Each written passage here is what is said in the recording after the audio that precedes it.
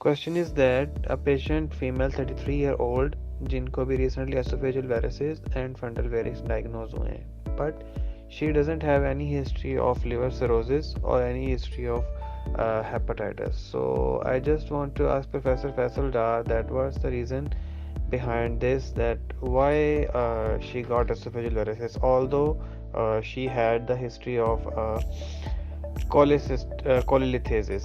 Yes, so can you please transfer my question to him?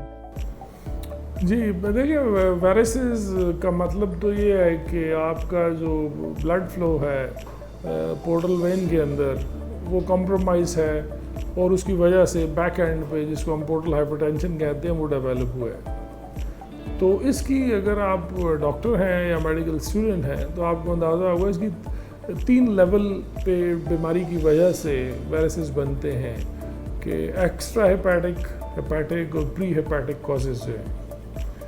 तो अगर liver normal है absolutely तो हो सकता है कई लोगों में पोर्टल वेन थ्रोम्बोसिस होता है, कई लोगों में पैनक्रेटाइटिस की वजह से स्प्लेनिक वेन थ्रोम्बोसिस हो जाता है और उसकी वजह से वायरसेस बन जाते हैं।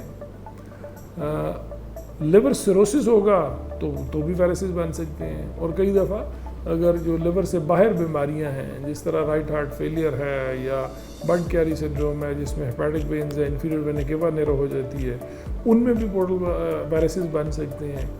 तो आई थिंक आपका सवाल जो है वो बहुत ही बुनियादी लेवल पे था।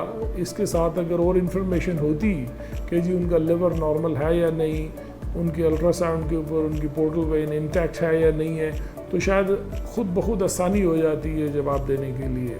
तो आई होप कि आपकी इन्फॉर्मेशन के मुताबिक मैंने आपको आपके सवाल का जवाब दे दिया है। Best of luck.